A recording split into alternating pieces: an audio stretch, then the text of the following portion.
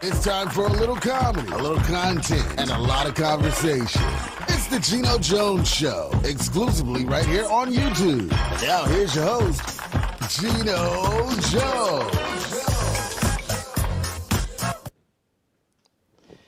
Hey, we made it to another weekend. What's happening, everybody? You know what it is. You know what time it is. You know what I'm about to say, in case you don't, if you're new to the show. To kind of paraphrase some lyrics from a Bruno Mars song, Pop, Pop, it is showtime, ladies and gentlemen.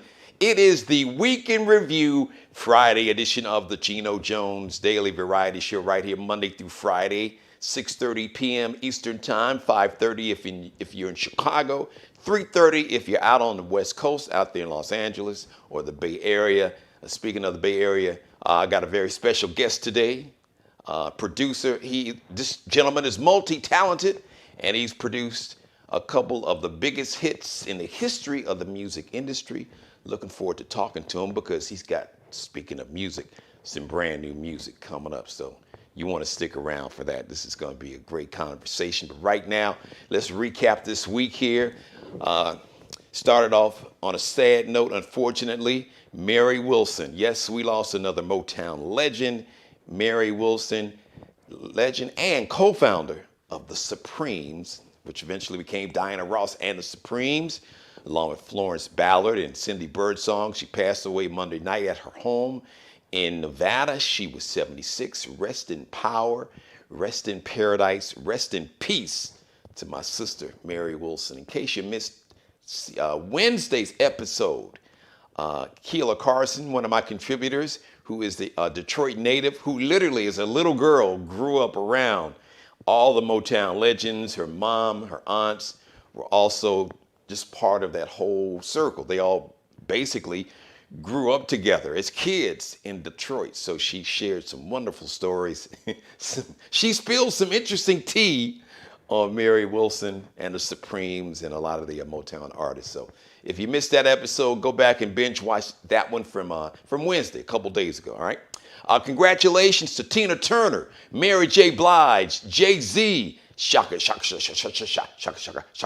Khan, LL Cool J, and Dionne Warwick, who were all nominated for the Rock and Roll Hall of Fame. And yes, you get to vote. You get to vote for all of them. As a matter of fact, you can go to rockhall.com, and vote for up to 5 nominees a day.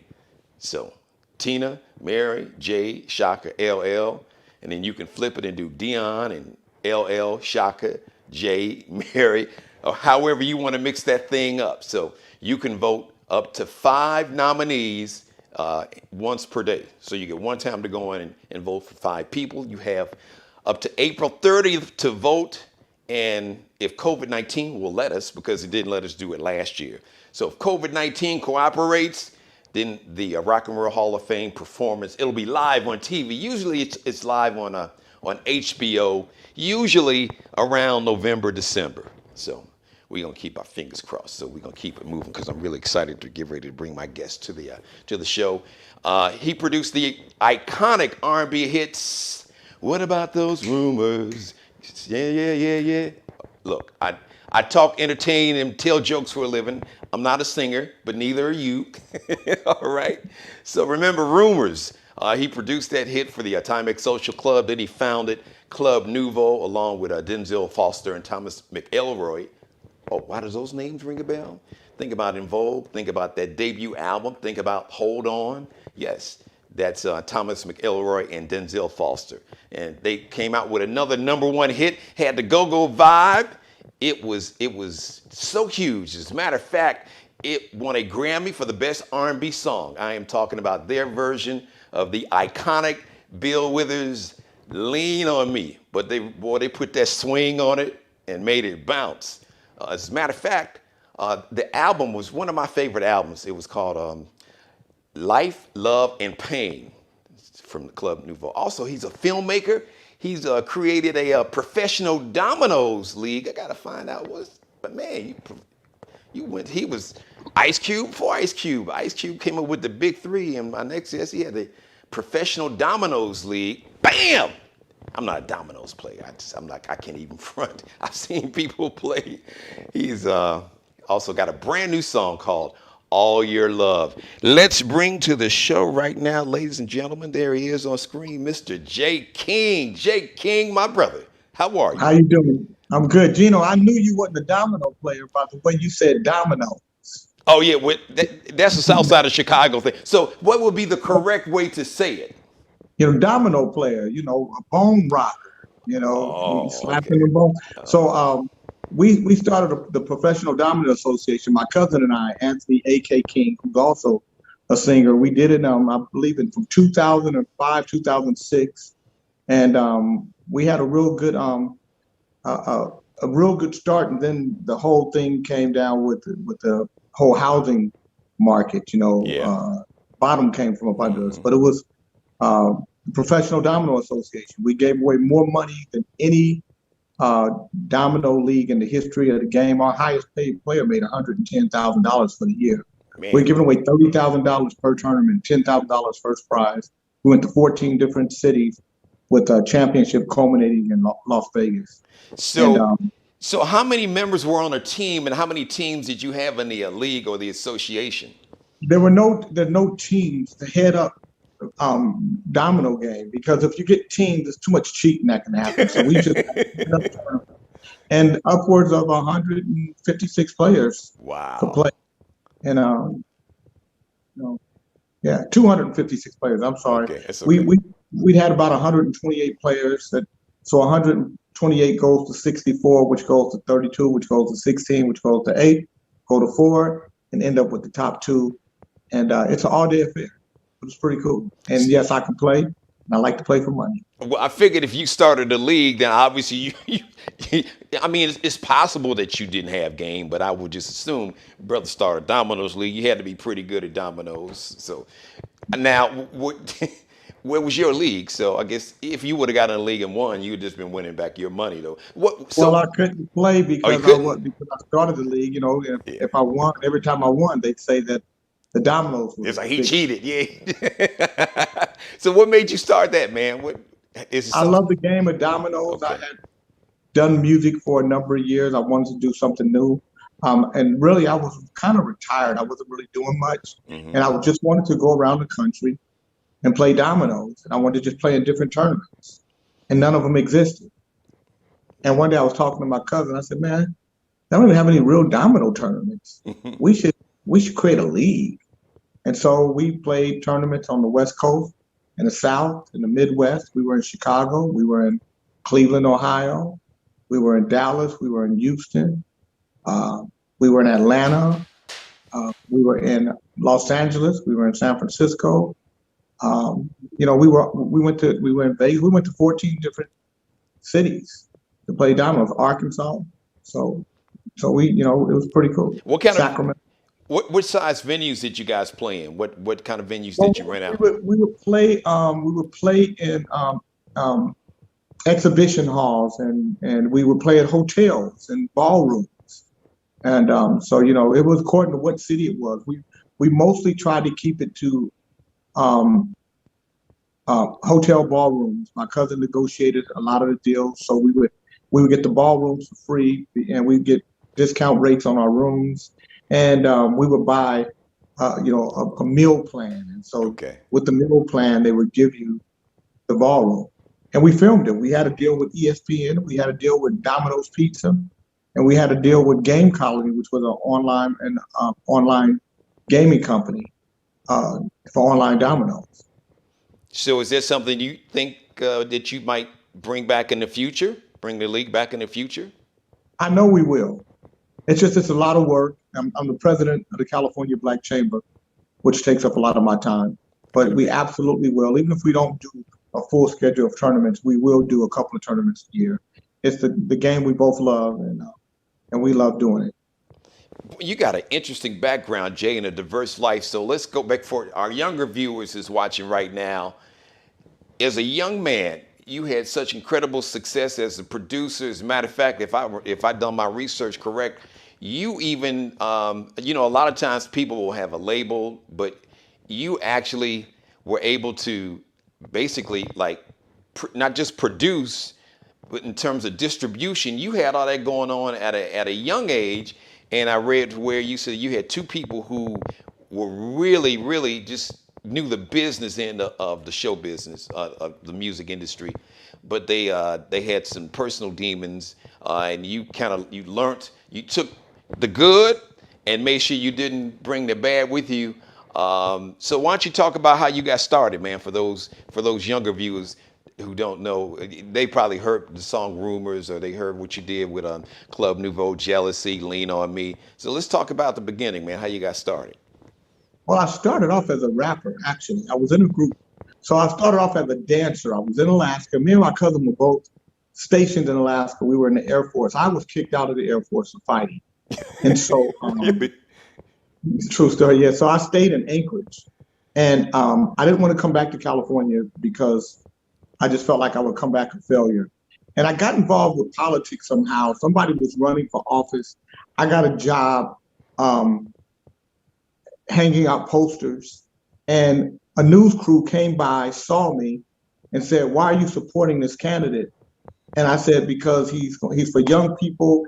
He's going to work for us. He works hard." I said all this stuff, and then I was on the news for 3 or 4 days straight. So then the candidate called me in the office and said, "How did you know not to tell them that you were getting paid?" And I said, "I don't know. I didn't think it was their business what I was getting paid. My business." And so whatever I did was the right thing. They put me on the Commission on Youth, and then I just got into the political thing and just engaged in the there's more Black people in Alaska than people know. Yeah, because I'd So be surprised. Yeah. 5.2% of the population in Africa, and I mean in Alaska, is African American. Really? In Anchorage, yeah. So Anchorage is the largest city. 300,000 people live in Anchorage, but at that time, 300,000 people lived in Anchorage.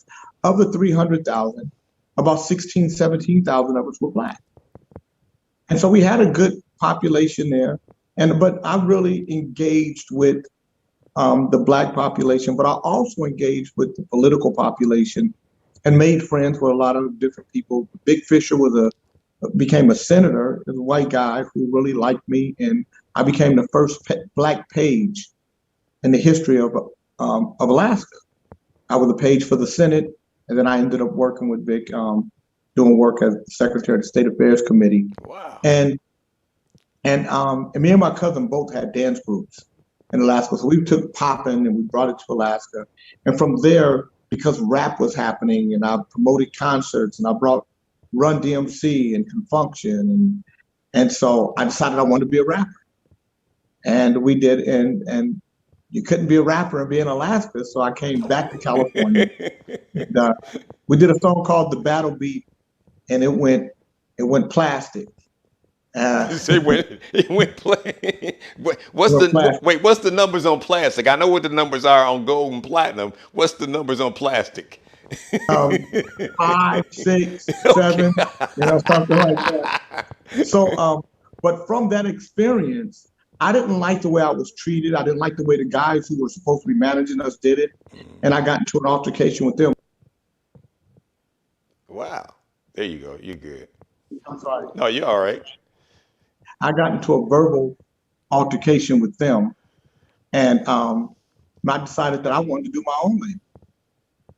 And so I sold everything I owned. Wow. And it made Rumors, and people laughed at me. They thought I was crazy. And nobody thought they thought the record sounded like it was made in a garage. But it sold 3.5 million copies. And from there, I ended up doing a deal with Warner Brothers. And when Benny Medina came to see me, I told him I was going to put my record out independently. And he told me that if I made a hit record, that I could have my own label. And my first record that I released was Jealousy, and it went to number 8. Mm-hmm. And so I learned about negotiations early on. Okay. And I just felt like everything I wanted. And then I would say, if they said, well, you can't do that, this is your first record. And I'd say, what if I sold 300,000 units? They said, well, if you sold 300,000 units, we'll give you this. And I said, well, what if I sold 500? They said, well, you sold 500,000 units, we give you this. So I played the what if game to about 2 million units. And by the time I got to 2 million units, I had the whole world. So I sold 2.5 million units. Right. So let me stop you here. Let me ask you. So those skills, did somebody teach you those? And if so, who was your mentors in terms of teaching you how to negotiate, or was it just the hustler in you, and you were just, or you just like me? I love a challenge. So that you just see it as a challenge. When somebody tells me I can't do something, I do motivational speaking, and I always tell people to say when someone says, you can't, then I always say, why not me? When people say not you, why not me? So that you kind of have that spirit of, why not me? Well, a couple of things happened. When I first did Rumors, um, one of the guys who worked with me, Randy Rand and John Brown, are two guys that I have to name. God bless and rest both of their souls, because they were the gentlemen that really, were the groundwork for me from a mechanical standpoint. When I say mechanical, I mean understanding the business. Mm-hmm. But they both, as you said, had demons. They were drug addicts. Now, I've never been high before. I've never drank. I've never smoked. I've never done any kind of drug. And I'm 59, so I don't think I'm gonna start anytime soon. Um, and I didn't understand the sickness either. So I didn't have the empathy that I probably needed in the beginning of my career. Good point. And Randy Rand one day stole 100,000 units from me, but he was authorized to press up records just like I was, because he worked with me. So he pressed up 100,000 records behind my back and sold them for $1 a piece. So when I went to the distributor to get money, he had this $100,000 charge on me, which I wasn't gonna pay. Mm. And so I had to deal with him in a way that probably wasn't very professional, but it was the way I was able to learn things that you do and people that you put in your purview, Yeah. and in charge of who you are. They can have positive or negative implications. And so I read a lot, I watched a lot, I heard a lot, and I learned a lot. And I tell people all the time, because people always say, J. King is the smartest man in the music business. Well, of course I am, because nobody's been dumber than me. So, so I was pretty dumb by the time I got to negotiate that deal. And I was able to take all that dumb stuff I did and do the what if. Yeah. And what I learned from the music business early on is you only get what you negotiate. That's in life, really. You're right. So so that's what I did. And so when my lawyers thought I was going too far, doing too much, I would tell them if they wanted to be my lawyer, then if I'm paying them, then they do what I tell them to do. I don't do what they tell me to do. And I think part of that is my mom. My mom is really a tough lady, and my dad, and when I say my dad, it's my stepfather down there in Bridges. He's a tough man. He was a hard man. He was a big man. I'm a slight guy. I'm not that big. I'm about 5'6.5". I weigh 175.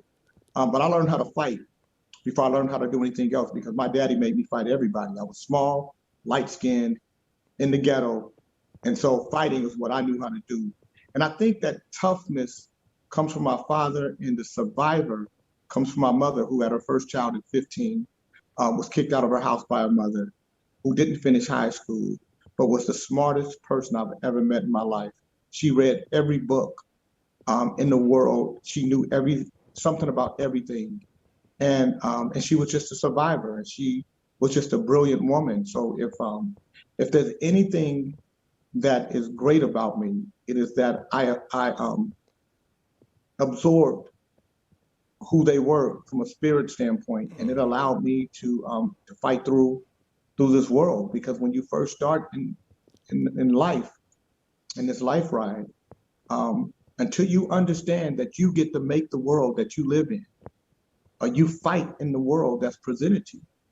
And it's only until you divorce yourself from the world that's presented to you that you can actually fly as high as you want to and do as much as you desire.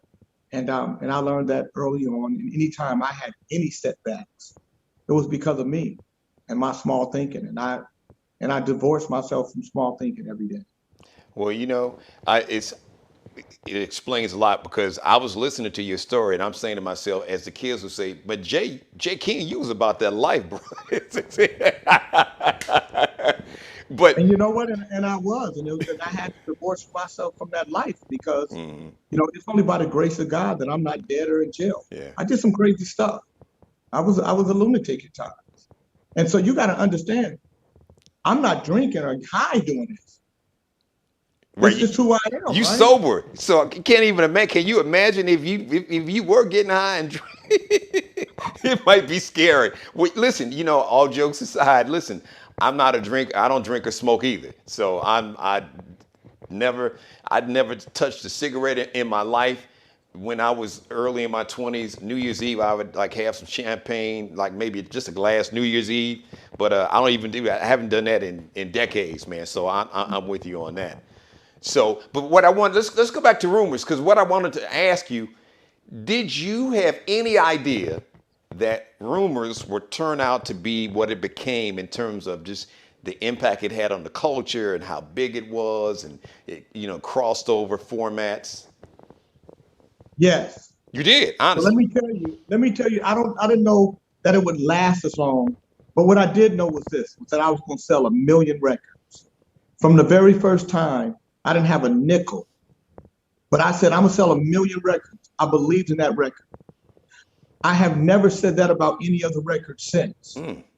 Wow. That's the only record that I said that I would sell 1 million records. But I got to tell you this too, Geno. The record didn't start off like that. It didn't start off with in an upward trajectory. It was all downhill. It was all bad. But I was so enamored with music and the music business that it was eating me up. It was killing me. And one day I said to God, if this record is supposed to be a hit, please let it be a hit. Otherwise, please take this desire out of my heart. Wow. Because it literally it broke up my, I've only been married once. I was married to during that time. And to a Leo woman, a little short black Leo woman.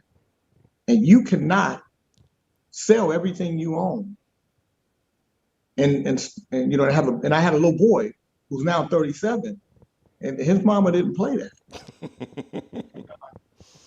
And that's where I was. I was sick with it. If the way people were on crack, that was my crack. And I had to get off of it. And God made it a hit. Because if you look at what happened, there's no way it should be a hit. I had no money. Radio stations wouldn't play the record. There was no way for me to get it out because I didn't have distribution. And so what I would do is I would go to clubs and I'd pay a DJ $30 or $40. And I would make friends with the club owner or the club manager, and they would let me sell my 12 inches in the club. And the DJ would say, may I have your attention, please? May I have your attention, please? We got Jay King in the club tonight with his record, Rumors, by the Time Mix Social Club. You can't buy it at any record store. You won't hear it on any radio station. But the brother's in the club tonight selling his record, Rumors, for $3.50. It's $1.50 cheaper if you bought it in the store. Check it out, y'all. This is Rumors by the Time Mix Social Club. Wow. And they play my record. And so, at first I would sell 5, 10 records. And then one day I had this chick with me. She was just a friend of mine. And she just said, if you want me to, I'll help you. And I said, okay. And I had about 50 12 inches. And I sold those 12 inches in probably 10 minutes. Wow. And I was like, And so I went back out the next week and I was selling 12 inches and I sold 5 or 10. And then I called her and I said, hey, I'm going to be selling 12 inches. Do you mind? I had about 100 of them. And we sold them in 20 minutes. Wow. Then I said, you know what? When a woman is with me, I sell 10 times what I sell when I'm doing this for myself. So what I did was I made a deal with her. And every time she went with me, I give her $50. So it cost me $1.35 to manufacture it. I'm selling it for $3.50. So I got $2.15 as a margin, right? Mm-hmm. So I'm giving her 50 cents of that. So I'm still making $1.85, so I'm good, right? A dollar, whatever, a dollar, yeah, 85, $1.90. Mm-hmm. So but then we couldn't be at every club all the time. So then I started getting to other people. And I'd give them, if they had 100 CDs, I'd give them $50 each, and they bring the rest of the money to me. And so then I could be at 4 or 5 clubs at the same time. And I always had a guy and a girl. And that's how I started. And then I took that money, and then I started giving Randy Rand money to go to different cities like Shreveport, Louisiana, uh, um, uh, Dothan, Alabama, Little Rock, Arkansas, to these little small cities Mm-hmm. where Black men own Black radio. Right. And that's how I started building the record. And one day, the record got to Dallas, Texas, and it got to a station called KDKA. And Terry Avery was the program director. And she played the record, and it went nuts. And my phone number was on the back of the 12-inch. And she called me and said, she called that number and said, can I speak to Jay King? I said, this is Jay King. She said, my name is Terry Avery. I don't tell the people to stop calling my radio station. We're going to play the record, but you guys are knocking my phone lines down. And I said, ma'am, I'm in Sacramento, California. I'm not telling people to call your radio station. She said, you don't have a service call on my station? I said, no, ma'am. She said, if you're telling me the truth, you're going to have a big record. Because every time I play this record, my phone lines crash. So many people are calling. Wow. And so Terry Avery was the beginning, and then it just snowballed from there. And the rest is history. So God didn't take that taste out of your mouth, because after Rumors, you had Jealousy, and then you had the song that won you a Grammy, Lean on Me. No. Situation number 9. Right. So Jealousy goes to number 8. Situation number 9 goes to number 4. And those were both in 86. And then in 87, I released Lean on Me, and it goes to number 1. Right. Number 1 pop. That's the one you got. That's the one you got the Grammy for. Mm-hmm. Yeah. And I remember being on tour. It was us, Bobby Brown, and Ready for the World. And we were the opening act because Bobby Brown and Ready for the World both had records out. They were already established. We were the Nouveau. When we got to Shreveport, Louisiana, we were so hot that the promoter wanted us to go live.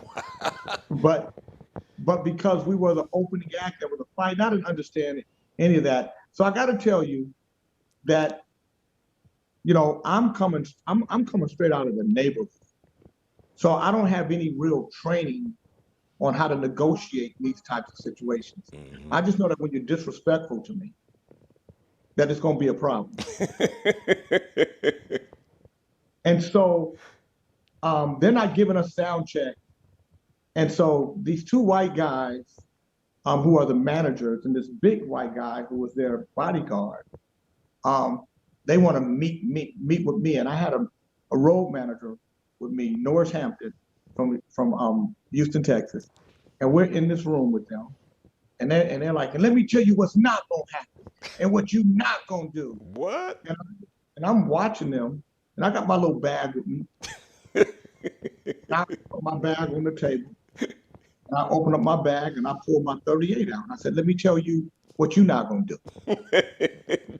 Jay was about that life, like I said. So, so, so of course they backed up off of it. And I said, don't you ever talk to me like that. I ain't your boy. I ain't your nigga. You don't own me. You don't control me. You can't tell me nothing. And I said a few more choice words. And then I went back to my butt and I said, and we getting the sound check. And I told Denny and Tommy, go start the sound check right now. We kicked them off the stage. We started the sound check. And then we went to the bus. Now we knew that they were calling the police.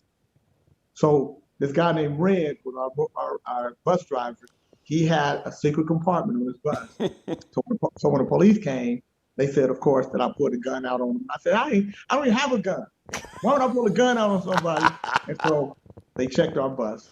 They couldn't find a gun. And, and that's how our tour started. Jay, you gotta listen, man.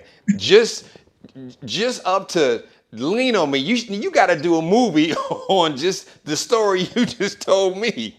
And that's I what haven't done enough. So people say I need to write a book. But, yes. but let me just say, so when people say, the legendary Club Nouveau, if my group was legendary, I'd be the first one to say it. We were just a regular group like any other group, right? We had some good records. We had some hit records. When I look at legendary, I look at longevity. I look at, the number of hits, Parliament Funkadelic is legendary. Maze, yeah. Commodores are legendary. Cameo is legendary. Cool in the Game is legendary. Shaka Khan is legendary. Tina Turner is legendary. We were just a good group that had a good solid run and made some good records that people still listen to. So I never fooled myself with how big my group was or what the impact we made or even me. I don't know if I'm worthy of a movie or a book at this point. Well, but I do believe this. Mm-hmm. If this next record I do is a big record, like I think it is, and it's the only other time that I say I believe I have a hit record, then I believe that, yeah, now you can call me legendary. I've been on the roller coaster of this thing called the music business, and I've been up at the top of it, at the bottom of it, and back at the top of it, and that deserves some legendary status. Well, I admire your humility, my brother, but let me just say this. It's not always about the quantity, the number, it's about the quality. And you may not have had the sustained longevity that all those groups that you mentioned, and I would throw Maze in there, along with the other ones. But, absolutely. But when you think about the cultural impact, cross culture, not just black culture, because I was in college and I was doing when I came out in the mid late 80s, I worked at a CHR radio station doing nights. And dude, that song was in. Look, I loved it, but we played it so much I got tired, because when you work for a white top 40 station back in the day, man, they played literally like every 90 minutes, or they would play. Dude, they was. No, listen. I know even now, I get royalties from it, because we own everything. So so I know, I'm able to make a living off of what I did back then. So I'm just saying that I understand who my group is and what it is, and who I am and what I am to this industry. And so, while it is a very interesting story, I don't know if it would garner the kind of attention that's needed to do a movie, just solely based on me, like you did with New Edition, which I think was a great movie, but it was. But that was worthy. That was like 3 nights. So at least the story you just told me is good for 1 night. I'm telling you, brother. That's the easy part. But wait, there's more. Well, tell me some more, and then we're gonna fast forward to this new song that I got a chance to hear that I absolutely love. So go ahead and tell us. I know you got a ton of interesting stories. I got to tell you, so I did a stretch with the majors, and I had, I was before Jimmy and Terry, before LA and Face, before Leor and Russell. And all of those guys are older than me. They had been in the industry longer than me, but they followed me into the label business, right? And I didn't just have a label deal with Warner Brothers. I had deals with BMG and EMI all at the same time. So I had groups spread across the spectrum. Now, but I was dangerous to the music business because I was an artist that didn't have a manager. I was an artist that managed himself, and so the music business didn't love me. They saw me as a danger to the system that they had in place, and they treated me as such. Um, but once I left the major system, I started making independent records all over again. So I put out Rodney O and Joe Cooley, You Don't Hear Me Though, and Humps for the Boulevard. Um, Put out Ghetto Jam uh, by Domino.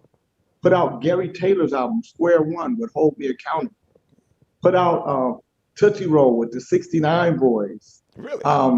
Yeah, You I did had a that? bunch. Wow. Okay. Put out all the Young Black Brothers stuff, the Mac Dre, Wow. Ray Love, Young Lay out of the Bay Area. As an independent label coalition, I managed independent labels and I helped them put their music out and become successful. And I did the joint venture between Young Black Brother and Atlantic Records, which was a $17 million deal that was guaranteed.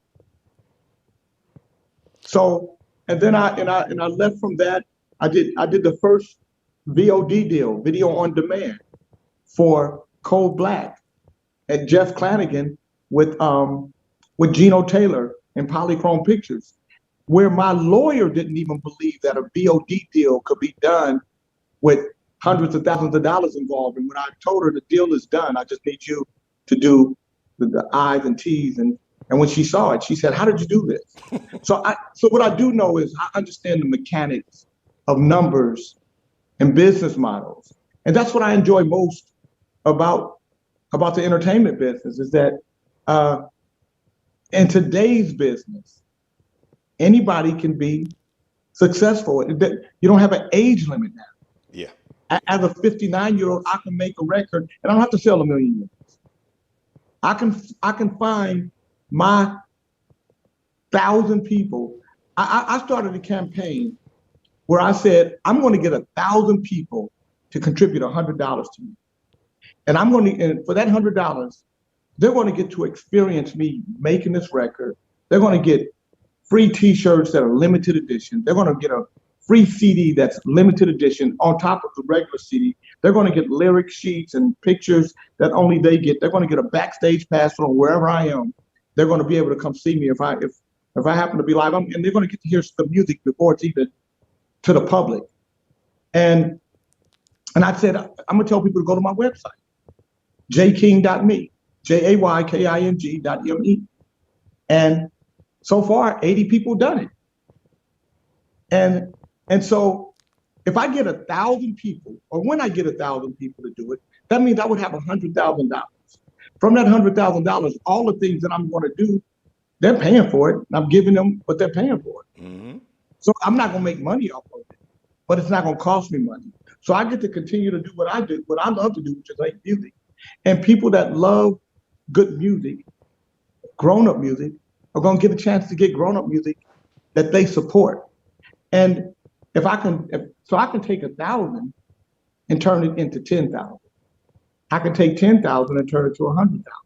And the way you do that is by being consistent, by being innovative, by being creative, because look at you and I right now. We're the Jetsons. I love it. We're the Jetsons. Remember when we saw the Jetsons talking on the phone? On the phone, yeah, dude. Come on now. We're now the Jetsons. So I don't know a limit of what I can't do. I just know that the idea of the world and being alive is limitless. And it's up to me to press it as much as I can. And that's what I love about the music business that exists today. It's my business the way I make it, the way I want it. It's tailored for me and the people who love and support me and what I do. You really hit on something, Jay, with this technology because what I'm doing now, this is a 10-year vision, and this is just really the beginning of it in terms of having my own network, having my own channel, and being able to have my own variety show, being my own boss, being my own producer, being my own talent. I don't have people managing me. I don't have to worry. A lot of times you get in a situation where people will see your gift and your genius, but they will use it to benefit them. So they don't allow you to fully bloom. You don't get a chance to be because you are a creative person. You're creative like I am. And creative people work best when the energy can flow freely. But when politics get involved and people have agendas and they want to control or micromanage, or they want you to be big, but I don't want you to get too big because then we'll have to pay you, or you know the game, you know the business. So Well, I got to be honest with you. I don't know that game at all because I don't even interface with that thought process. Anything that is smaller than my vision doesn't even get to interface with it. It will get, I will negate it at the door. So I'm happy to say that I don't know those people, and those people don't know me, and I don't know if we want to know each other. right. Well, let me I say this: only, you probably know of them. You may not know that side of them because you haven't had to then I deal don't with it. know them. Yeah, See, yeah, yeah, until they show that side, yeah, it's like yeah. somebody said, everybody got haters. I said, I don't. I've never seen it. Nobody's come in my face yet and said that they hated what I did or hated on me. So they don't count. If somebody's talking about me someplace else, it's of no concern to me because they're not saying it to me. That's a I good. don't concern myself with ideas that other people have of me. My greatest concern, my greatest concern is the idea that I have of me because Well, that's the only concern that counts. which leads to the second point that I was going to make because on my side of the business it's a little different than your side was an artist, and I like what you did is that you took the knowledge and you did something that I tell people all the time. As a matter of fact, a coworker, a colleague of mine, pulled me in on his show for a minute and wanted me to speak to his audience. And something I always tell people, Jay, I say, listen, always in life, always bet on yourself. They say in Vegas, always bet on black, but I say in life, always bet on yourself because nobody on the planet can beat you being the best version of yourself. Now that's the tricky part. A lot of times folks don't know who they are or are afraid to be themselves because for a whole lot of different reasons, because you got different voices in their head and a whole lot of different circumstances. But when you can decide to say, you know what, damn it, I'm betting on me. And you are a great example, Jay. You did it at a young age. Yes, sir. You did it at a young age. So let's fast forward it to today. Tell everybody about this new single that you blessed me with to let me listen to that I got back with you back then. I was like, Jay, okay, all right now. So I'm making an album called Soulful Bossa Nova. My favorite music is bossa nova music, which is out of Brazil. My favorite artist is Marvin Gaye. It's my dude. And I never knew until I started really studying music that at the core of what Marvin Gaye does, oftentimes, is bossa nova and samba, music and rhythm. And so what I did was I took bossa nova, R&B, jazz, and samba music and created what I call cool R&B. And I got together with Derek DOA Allen, who was like a little brother to me from right here in Sacramento. He just produced the last Kim album, had the last two number one hits with Kim. Kim's first number one album produced by Derek DOA Allen. He's a bad boy. Oh yeah, because I He, love he Kim. and I, we started working together, and we came up with this new movement that we're gonna have called the Cool R&B movement. And this is the first single from that movement. And so all of the songs, some songs have a little more samba influence, some of them bossa nova, some a little more jazz, some a little R&B. This one is more R&B, but It's a fresh sounding music that I think people, especially grown people, are gonna really like. And it's done with live instrumentation, live guitars and bass, but it's a marrying of um, live music and technology today. Talk about that single, man, because I haven't had a chance to listen to the whole album yet. You haven't blessed me with all that yet, but you definitely Well, blessed me. because I'm still mixing, I, I'm still mixing the record. oh, I I still haven't know. even so the single. So I love Marvin Gaye, right? And so one day me and Derek are talking, and I said, Derek, we have to encapsulate a song with the feeling of "You Sure Love the Ball," Hmm. because when you hear "You Sure Love the Ball," you got to hear the whole thing. And if somebody said, "Let me hear that again," you wouldn't say, "No, that's not." You say, "Yeah, we got to hear that again." And if they say, "Well, let's play it one more time," you say, "Yeah, let's play it one more time." And if you could, you might put it on repeat over and over again because it's that kind of feeling. You won't get tired of it. And the more you listen to it, the more you're going to find in it. That's what we got to make. And so I sent him "You Sure Love the Ball." He listened to it. He said, "Bro, I got to listen to this for a minute, man. I got to figure out how we're going to do this." And and he called me one day. He said, "Man, I think I picked the lock. I'm going to send you something and tell me if this is close." And when he sent it to me, I was kind of scared of it. I was like, "Man, this is so good as it sits by itself. I have to put a melody on this that's going to fit between the rhythm of the music because if I don't, I'm going to disrupt the groove of this Hmm. and it's not going to be good." So I had to do two things that I knew were going to be important to the song. Number one, I had to make the melody where it let the music breathe. Number two, I had to write a lyric that was simple yet thought provoking on several levels. And then, as long as I did an honest delivery, I knew that it would be a good record. And when we were done with it, I said, "Derek, I've only said this is a hit record once in my career, and that's when I did Rumors. The second time I'm going to say it is right now. I believe this is a hit record. I believe it so much. I'm going to put $50,000 on this single out the box." And tell them the name of the single now. Go home. The single's called "All Your Love, All Night Long." Yeah, yeah. Now listen, I didn't know. See, now to show you how the universe and the energy works. So we talked a couple nights ago. Couple nights ago, and I told you, you know, in a joke, I said when I heard that. Now, because keep in mind, you said the inspiration was Marvin Gaye's You Sure Love the Ball." You Right. remember what I told you when I I said the kind of hour that I said, "Oh, this is what." Oh, Yeah, yeah. you told me, yeah. Hey, so I'm doing a long mix that's 10, 12 minutes long.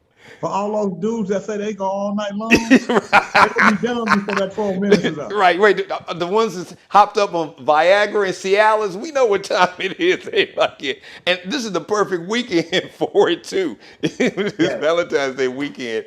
Okay, so listen, when are you going to finish the album, man? Because I'm I'm excited. working on the album now. We're, Okay. we're trying to we're really concentrating on mixing a single. See, Gino, you're getting the single way before it comes out. It doesn't come out to the end of March. Oh, okay. So I'm just giving it to you because we're doing the show, but I'm trying to have the album done in the next 2 or 3 weeks. Okay. Well, I should say next 6 weeks. Okay. Okay. Well, sometimes you can't rush. Some things, you got to let them marinate. We've done all of the heavy lifting. We have all the songs. We got a lot of the basic vocals. I have vocals on 7 to 8 tracks. I have 4 more tracks to do lead vocals on, and then my beginning backgrounds, and then I stack my backgrounds with the harmonies when Derek comes in with me and he gives me the notes and stuff, and we create the harmonies from there. Now it's funny you came up with this term "cool R&B." So I got Yeah. a chance to talk to this young brother named Nouveau. He's got a single called "Matching Tattoos," and he calls his music future soul. I think about her, who's out there on the West Coast with you, Jasmine Sullivan. Yeah. This new kid Vito. There's so many of these young brothers and sisters, when you doing listen to great music, that are yes, doing great music. My favorite of them is Anderson .Paak. yep, I was You know, going. I think Anderson .Paak, I'm a big fan, but I also love Lucky Day, and I love Snow Allegra, and Right, Giveon.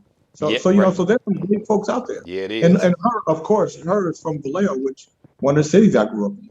Is it so? So the point I was trying to make is that I see young people who, because like in life, music, everything goes in cycles, and these young Yes, kids, and I saw it. I'm gonna be honest with you, Jay. I got it. My youngest daughter is 19.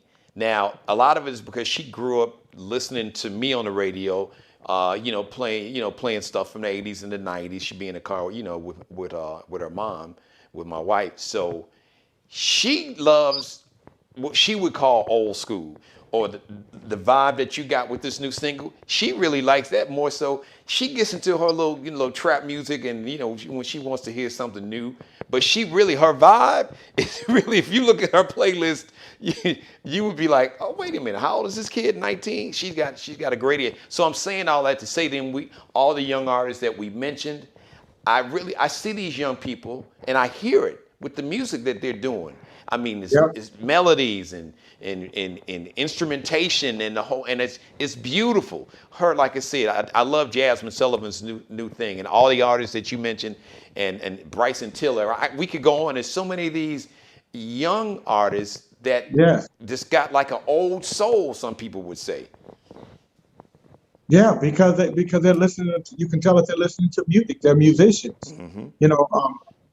And when you're a musician and you really listen to music, that means you listen to music of all genres, all styles. You know, I sleep to music every day. I go to sleep to music and I listen to everything. Sometimes I'm listening to Frank Sinatra or the Beatles, or the Who. Sometimes I'm listening to Nina Simone and Lady Day. And sometimes I'm listening to Marvin Gaye and Anthony King and Art Madison and Anderson .Paak and Lucky Day, and then I put it on shuffle, and it'll play all the different music at different times during the night. So I'm asleep.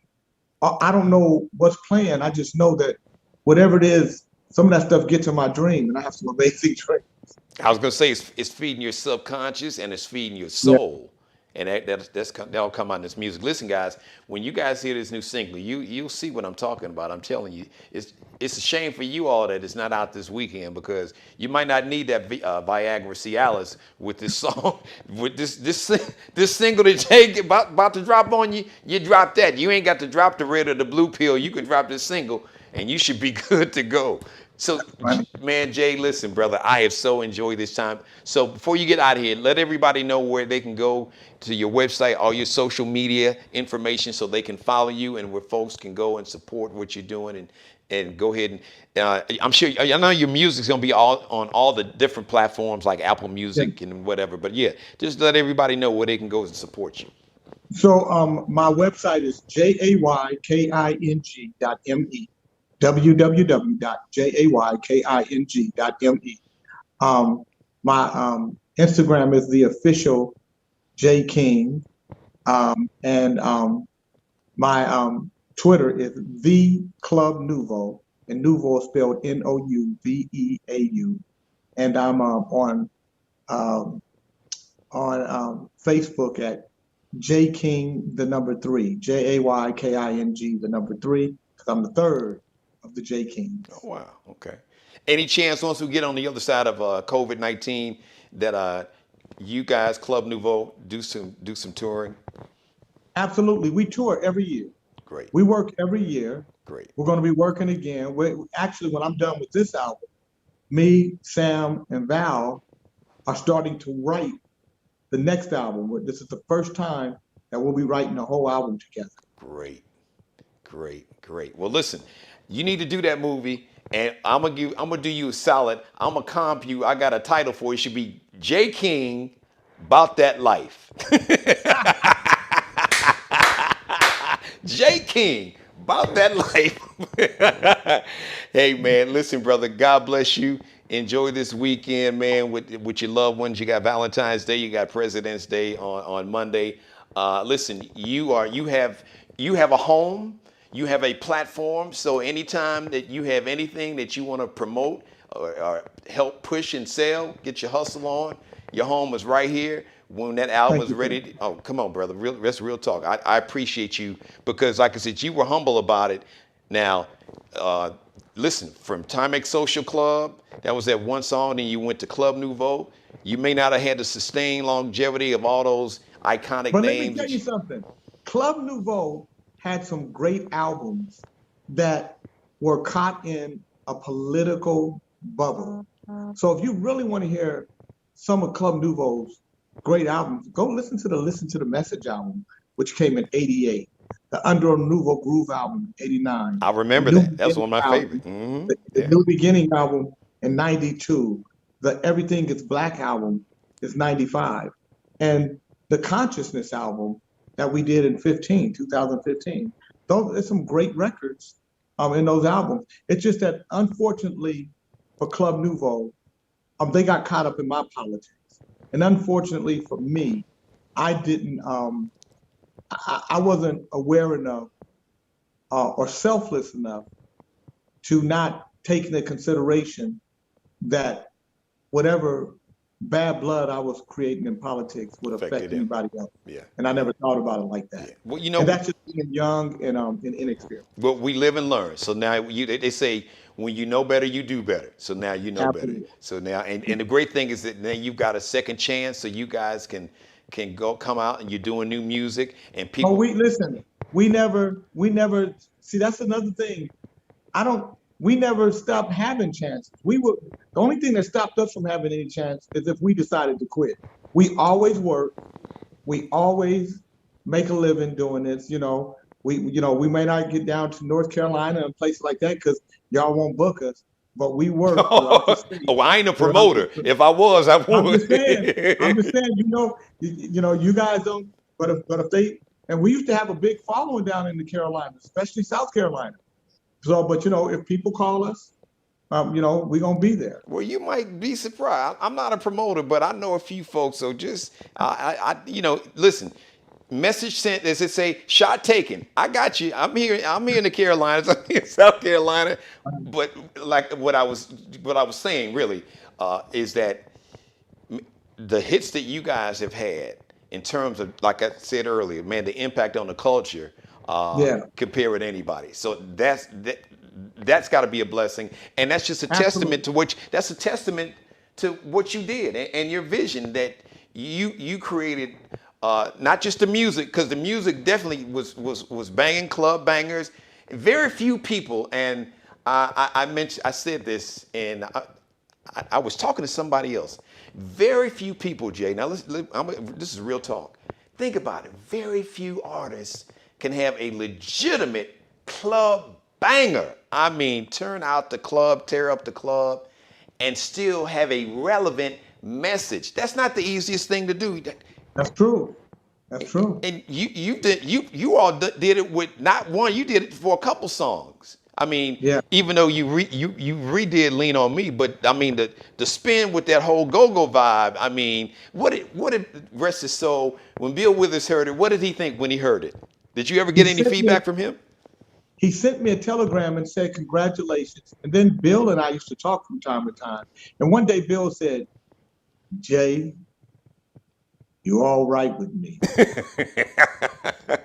I added on a wing to my house and sent my kids to college because of you." Wow, wow, that had to make you feel good though, cause he's such a Thank you. good brother. Yeah, yeah, He and really was very, very misunderstood. yes. Um, and but a great man who I wish, and again, this is just me moving too fast, doing too much, being too many places, where guys like Bill and Johnny Guitar Watson and Bobby Womack, them dudes really dug me, and I dug them, but I was moving right, and I sure wish, because those are legendary cats. Oh no, man. And I sure wish that I had spent time with them. And that's why being with Larry Blackman with Cameo, and just being able to have conversations with him was so important. Larry Dunn from Earth, Wind and Fire, Whew. you know, Lenny Williams from, Tower of Power and then his solo records. Those guys are my partners.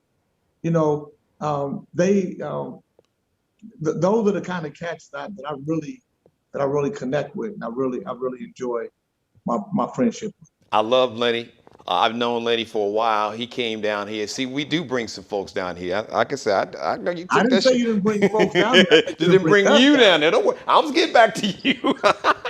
But Lenny is so cool. As a matter of fact, he was a guest of mine about a month ago. And if you missed that episode, anybody out there, go back and watch it. We had a great conversation like I'm having with Jay, Tower Power, that whole Northern California Bay Area vibe doing his thing.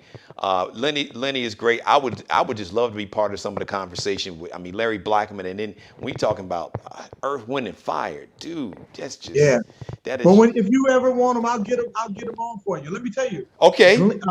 Lenny and Glenn Jones are doing a version of all your. So I have Darius McCrary and my cousin Anthony A.K. King. They're doing They've done a version with me. We call it the Secret Garden version. And now I'm doing the second Secret Garden with Lenny and Glenn. So they'll come out, it'll be staggered releases on them to keep the record moving. But the first one with Darius and AK is incredible.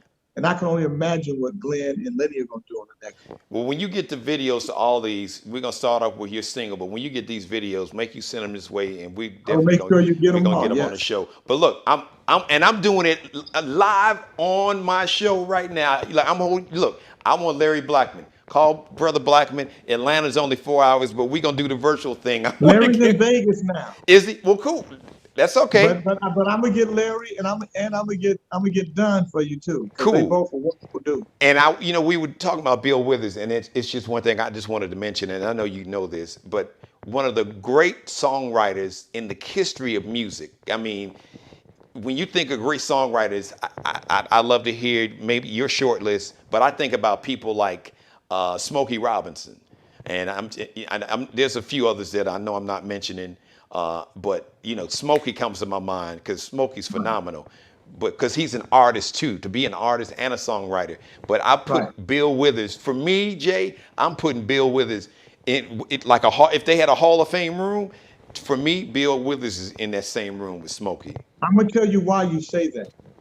Bill Withers is the only songwriter that wrote songs so beautifully and so stark naked that 100 different artists could do any of his songs and do them 100 different ways. Good point. That's when you know you're a brilliant songwriter.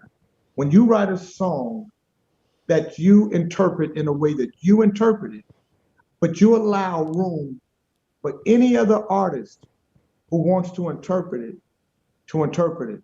Not every songwriter can do, not every song can do that, but you can take a number of Bill's songs and do that. And that's what made him one of the greatest songwriters to ever live. So I agree with you. Thank you for confirming that. And that's a gift, Jay. When I think about because there's some things, you're a producer. There's some things you can teach. Some things you can teach vocally, and you can teach some of the basic tenets of song structure and writing.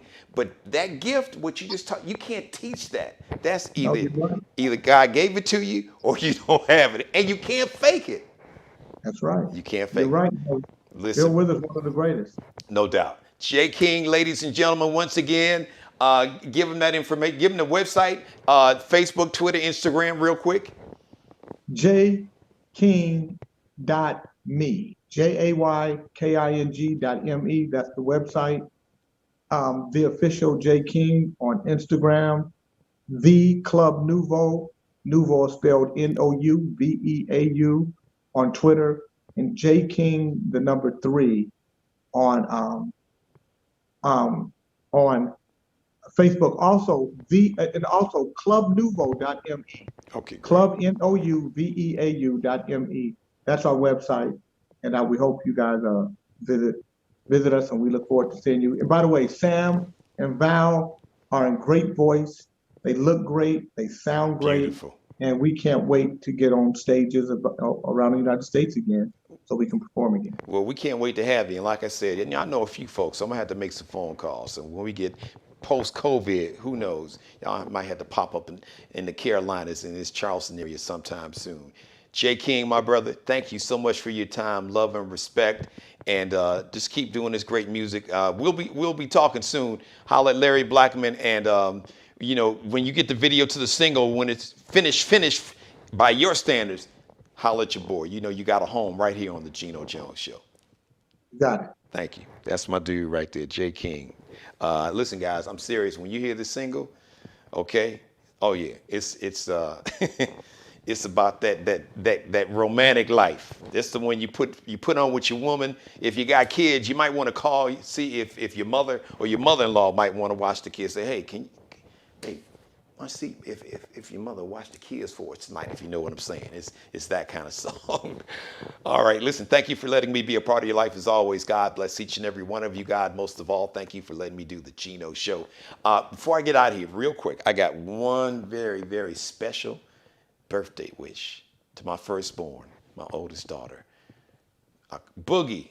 The world knows her as Boogie. That's what Daddy calls her, Boogie.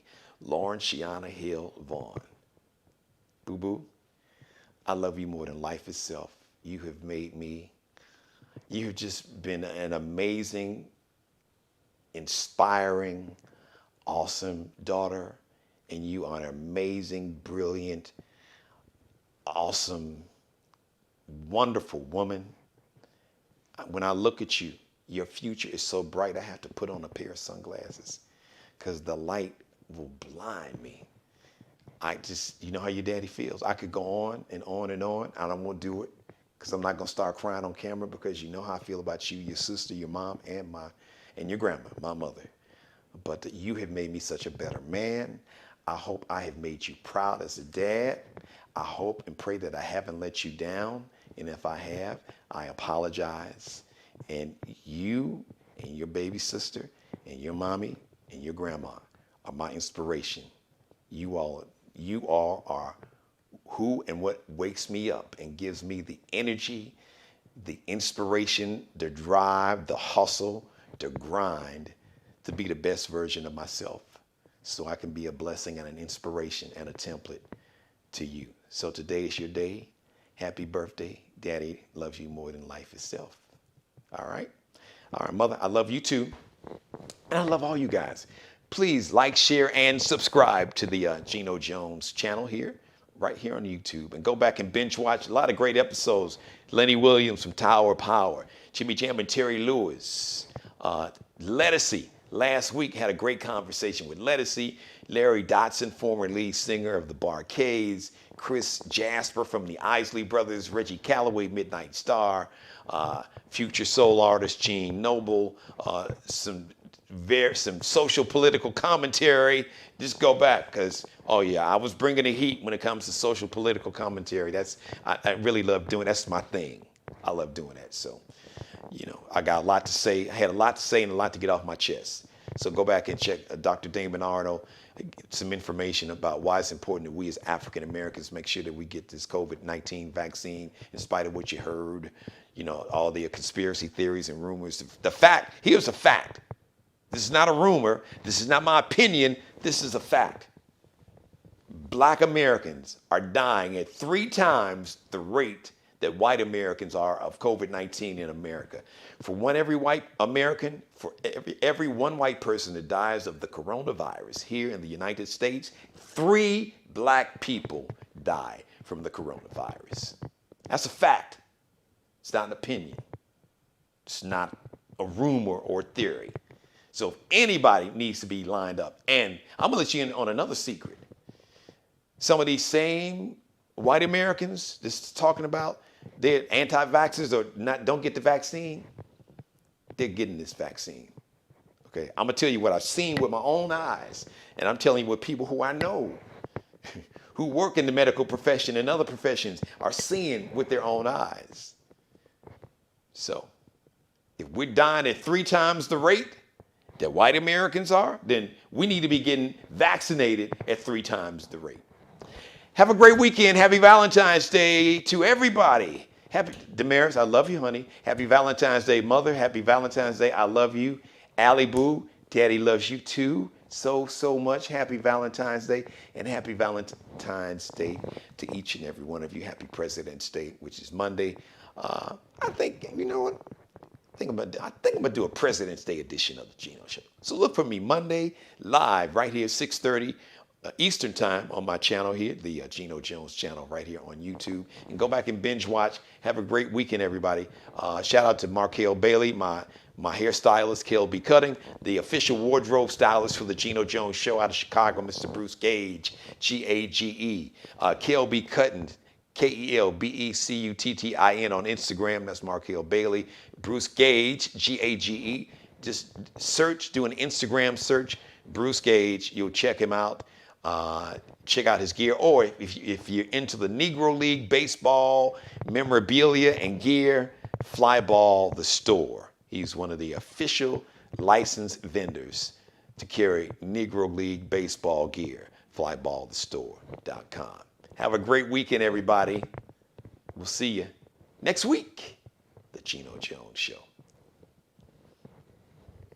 Subscribe and tune in to the next episode of the Geno Jones Show, exclusively right here on YouTube.